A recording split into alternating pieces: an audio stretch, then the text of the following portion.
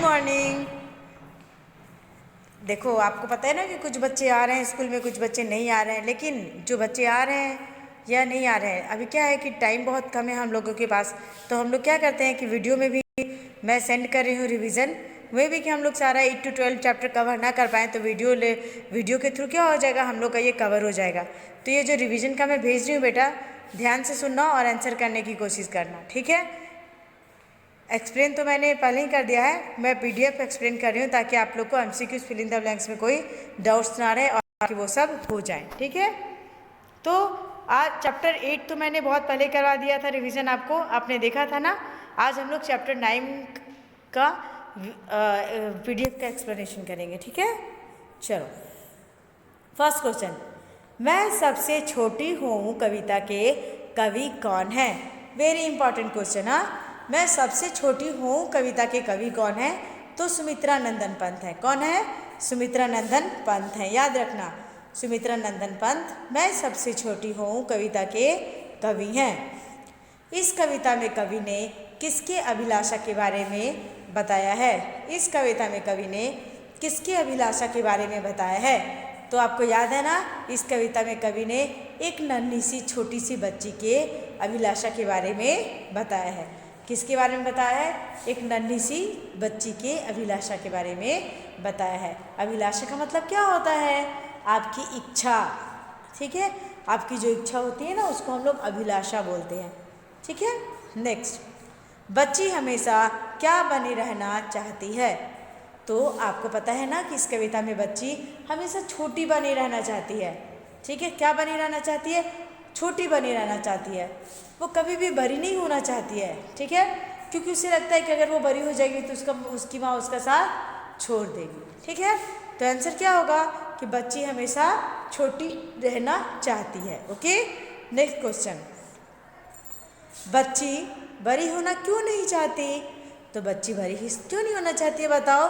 क्योंकि वो माँ से अलग होने से डरती है। आप ही बताओ, जब आप छोटे थे तो जो माँ आपका केयर करती थी, अब जो आप बड़े हो गए हो, जो माँ अब आपकी केयर करती है, उसमें अंतर है कि नहीं है? है ना। इसलिए वो बच्ची ये चाहती है कि वो कभी भी बड़ी ना हो, ताकि वो माँ से कभी भी अलग ना हो, ठीक। उसे माँ से किसकी कहानियाँ सुननी है? उसे माँ से किसकी कहानियाँ सुननी है? तो उसे माँ से परियों की कहानियाँ सुननी है, ठीक है। उसे माँ से किसकी कहानियाँ सुननी है? तो परियों की कहानियाँ सुननी है। बहुत सारे ऑप्शन होंगे, लेकिन आपको कौन सा चूज़ करना है? परियों की कहानियाँ चूज़ करनी है। ओके, चलो MCQs यहाँ ख़त्म होता है, फिर भी मैं एक बार फिर से MCQs रिपीट कर रही हूँ। मैं सबसे छोटी हूँ कविता के कवि कौन है? सुमित्रा नंदन पंत। इस कविता में कवि ने किसके अभिलाषा के बारे में बताया है? एक नन्ही सी बच्ची। बच्ची हमेशा क्या बनी रहना चाहती है? छोटी बनी रहना चाहती है। बच्ची बड़ी होना क्यों नहीं चाहती? माँ से अलग होने के डर से। उसे माँ से किसकी कहानियाँ सुननी है? तो उसे माँ से परियों की कहानियाँ सुननी है, ठीक है। फिनिश हो गया आपका MCQs, सबके माइंड में ये सारी बातें आ गई। अब हम लोग चलते हैं खाली जगहों को भरो में, ठीक है। खाली जगहों को भरो में फर्स्ट नंबर, मैं सबसे छोटी हूँ, फिल इन द ब्लैंक्स, 13 अंचल पकड़ पकड़ कर फिल इन द ब्लैंक्स। मैंने आपको पहले भी बताया है कि जो कविता में मैंने PDF सेंड किया है, उसी का आपको क्या करना है? उसी को आपको लर्न करना है। उसी में से कोई भी 2 मार्क्स से क्वेश्चन आपसे पूछे जाएंगे, ठीक। तो मैं सबसे छोटी हूँ, तेरी गोद में सोऊं, 13 अंचल पकड़ पकड़ कर फिर सदा माँ तेरे, फिरूँ सदा माँ तेरे साथ। कंप्लीट। मैं सबसे छोटी हूँ, तेरी गोद में सोऊं, 13 अंचल पकड़ पकड़ कर फिरूँ सदा मैं तेरे साथ, ठीक है। फिरूँ मतलब मैं तुम्हारे साथ साथ चलूँ, कभी ना छोड़ूं तेरा हाथ। 4 लाइन्स कंप्लीट हो गए, ठीक। सेकेंड नंबर, बड़ा बनाकर पहले हमको तू पीछे चलती है माता, हाथ पकड़ फिर सदा हमारे साथ नहीं फिरती दिन रात, ठीक। बड़ा बनाकर पहले हमको तू पीछे चलती है माता, हाथ पकड़ कर फिर सदा हमारे साथ नहीं फिरती दिन रात, ठीक। एक बार आप अपने बुक में भी देख लेना कि हाँ चलती है कि छलती है। ठीक है, मैं भी मिस्टेक हो गया हो टाइपिंग में, आप चेक कर लेना। ठीक, ये हो गया आपके fill in the blanks.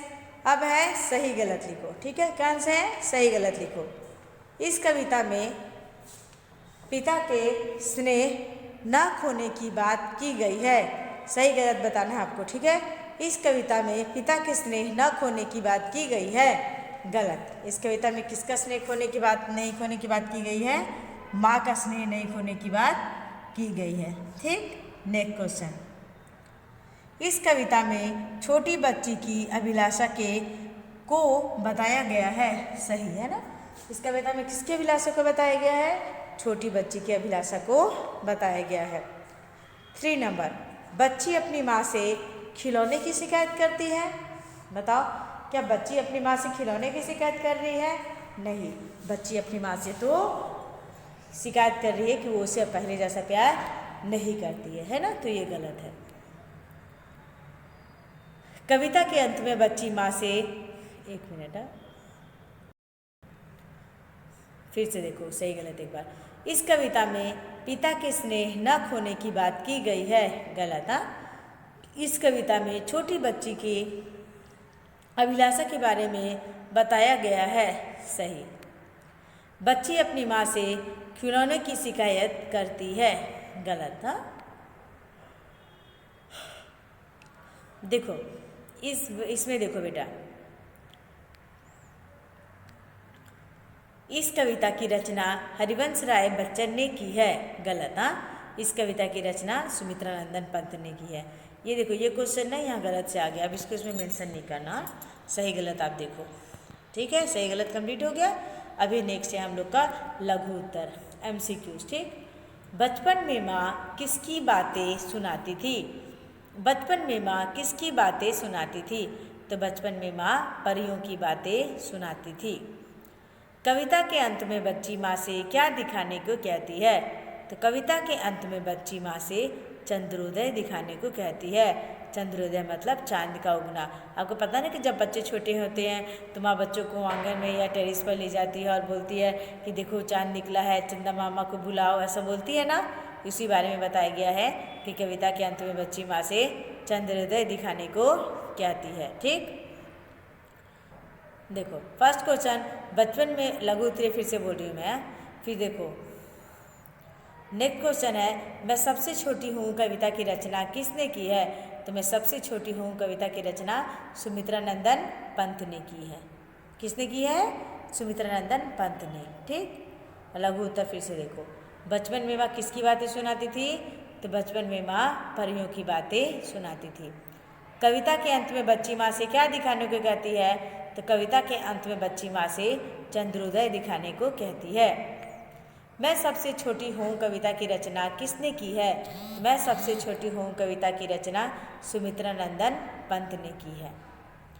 Next question है लघु उत्तर लिखें। आपके वो अति लघु हो गए, अब हम लोग आते हैं लघु उत्तर पर। ठीक है, कविता में बच्ची सदा कैसे और क्यों बनी रहना चाहती है?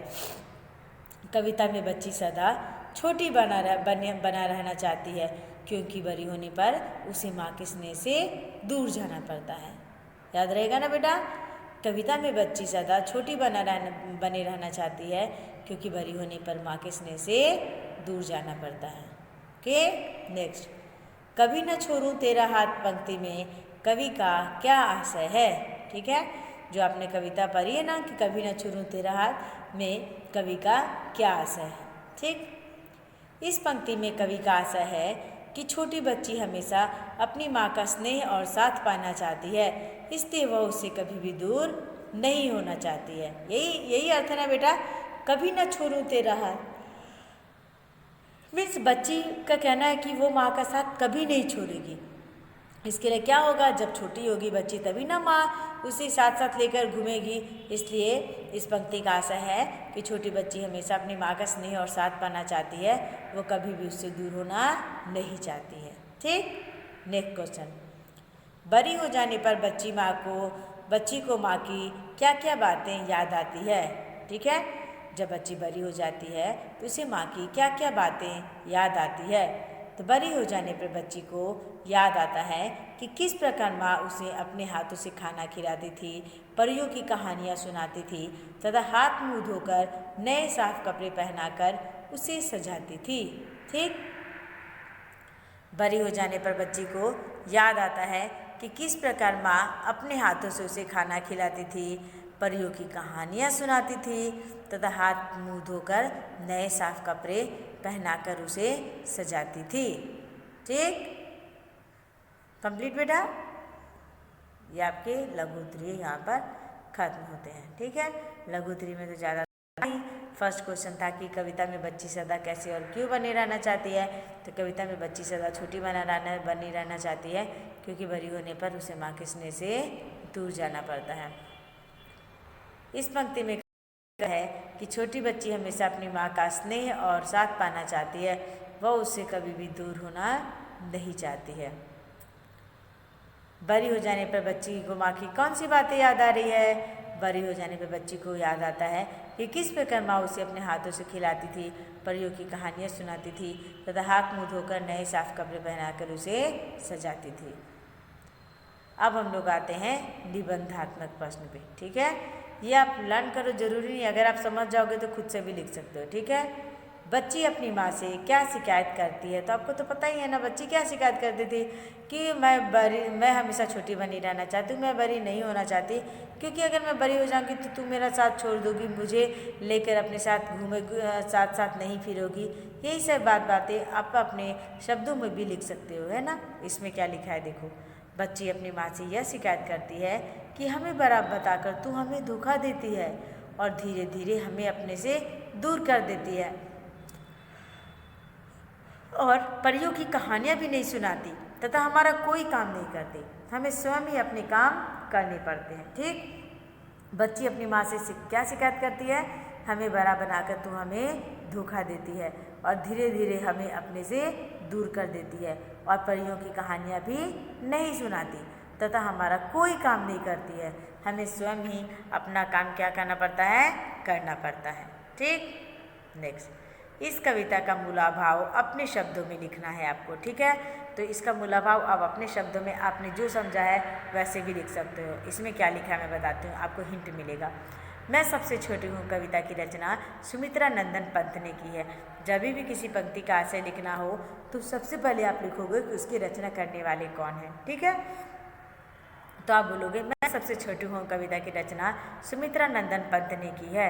इस कविता में कवि ने एक छोटी सी बच्ची के अभिलाषाओं के बारे में बताया है, मतलब इच्छाओं के बारे में बताया है। बच्ची को अपना बचपन बहुत प्रिय है, माँ का प्यार तथा उसका साथ, उसके आंचल की छाव को बच्ची छोड़ना नहीं चाहती है। वह जानती है कि उसके बड़ा होने पर बचपन के साथ साथ और भी बहुत कुछ छिन जाएगा, इसलिए वो हमेशा छोटी ही बनी रहना चाहती है। समझे बच्चों, वो जानती है कि वो एक तरफ तो बड़ी होगी तो उसके बचपना के साथ साथ और भी बहुत सारा चीज़ छूट जाएगा, जैसे उसकी माँ का साथ, माँ का प्यार, माँ की परवाह। इसलिए वो क्या करती है, हमेशा छोटी बनी रहना चाहती है, वह बड़ी बनना नहीं चाहती है। ठीक, तो आप ऐसे स्पष्ट करोगे कि मैं सबसे छोटी हूँ कविता की रचना सुमित्रा नंदन पंत ने की है। इस कविता में कवि ने एक छोटी सी बच्ची की अभिलाषाओं के बारे में बताया है। बच्ची को अपना बचपन बहुत प्रिय है, माँ का प्यार तथा उसका साथ, उसके आंचल के छाँव को बच्ची छोड़ना नहीं चाहती है। वह जानती है कि उसके बड़ा होने पर बचपन के साथ साथ और भी बहुत कुछ छिन जाएगा, इसलिए वह हमेशा क्या बनी रहना चाहती है, छोटी बनी रहना चाहती है। ठीक, चलो क्वेश्चन नंबर 3, दी गई संकेत पंक्तियों के सप्रसंग भावार्थ लिखें। ठीक है, अब आपको क्या करना है, इसका भावार्थ लिखना है। मैं सबसे छोटी हूँ, फिर जितने लाइन से बीच में बुक से रीड करना, फिर छोरू तेरा साथ। ठीक, यहाँ तक का आपको भावार्थ लिखना है। तो एक बार अपने बुक से ये सारे पैराग्राफ जितने भी लाइन से रीड कर लेना, उसके बाद भावार्थ लिखना। ठीक, फिर आप वही लिखोगे कि प्रस्तुत पंक्तियाँ हमारी पाठ्य पुस्तक जयंती हिंदी माला भाग 6 के अध्याय 9 से ली गई है, जिसका शीर्षक है मैं सबसे छोटी हूँ। किसी के अभी भावार्थ लिखने आता है, सब प्रसंग भावार्थ लिखने आता है, तो आप देखो हिंदी जयंती माला तो नहीं बदलेगा, भाग 6 भी नहीं बदलेगा, सिर्फ अध्याय बदल सकता है ना। तो आपको सेम टू सेम लिखना, बस अध्याय बदल देना है। कि प्रस्तुत पंक्तियाँ हमारे पाठ्य पुस्तक जयंती हिंदी माला भाग 6 के अध्याय 9 से ली गई है, जिसका शीर्षक है मैं सबसे छोटू हूँ, जिसके कवि हैं सुमित्रा नंदन पंत। अब भावार्थ लिखोगे आप, इतना सब में लिखना पड़ेगा जब सब प्रसंग भावार्थ लिखना हो तो, उसके बाद आप सब लोग भावार्थ पे आओगे। एक नन्ही बच्ची माँ के प्रति अपना प्यार भरी भावना दर्शाते हुए कहती है कि मैं हमेशा ऐसे ही छोटी बनी रहूं, तेरी गोदी में सोऊं और हमेशा तेरे साथ रहूं माँ, मैं तुझसे अलग नहीं होना चाहती, इसलिए तेरा हाथ कभी नहीं छोड़ूंगी। समझ गए बेटा? इन पंक्तियों में एक नन्ही बच्ची अपनी माँ के प्रति प्यार भरी भावना को दर्शाते हुए कहती है कि मैं ऐसे ही हमेशा छोटी बनी रहूं और क्या करूं, तुम्हारे गोद में सोऊं, हमेशा तुम्हारे साथ रहूं माँ, मैं तुमसे अलग नहीं होना चाहती, इसलिए तेरा हाथ कभी भी नहीं छोड़ूंगी। ठीक है बेटा? ऐसे समझने बात। आपको कोई भी अगर व्याख्या लिखने आए तो आपको इतनी बातें पहले कंप्लीट करनी है, तभी ही आप कोई और का वर्क क्या हो आगे लिखोगे। ठीक है? और जब भावार्थ लिखना हो, लाइन दिए रहते हैं, जैसे इसमें लाइन्स दिए हैं, तो आपको अपने बुक से क्या करना है, इसके लाइन्स याद रखने हैं कि कहाँ से कहाँ तक का है। आपको लाइन्स नहीं लिखने, लेकिन जब आप उसका व्याख्या करोगे तो आपको पता होगा ना कि कहाँ कितना क्या लिखना है, इसलिए। ठीक है? एग्ज़ाम भी आपको स्कूल आके देना है, सो प्रिपेयर। हाँ, अचानक से घबरा मत जाना। ठीक है? कि हम लोगों ने तो ऑनलाइन के अनुसार से तैयार किया, अब तो ऑफलाइन हो रहा है, मैं तो एग्ज़ाम नहीं दूंगा, ऐसा नहीं सोचना है। हाँ, practice makes a man perfect. ठीक है? अभी प्रैक्टिस छूट भी गई है तो कोई बात नहीं, हो जाएगी। घर में फिर से अच्छा से प्रैक्टिस करना, पढ़ना शुरू कर दो तो हो जाएगा, है ना बेटा? चलो अभी मैं रखूँ, फिर नेक्स्ट क्लास में हम लोग चैप्टर 10 का PDF एक्सप्लेन करेंगे। ठीक है? चलो बाय।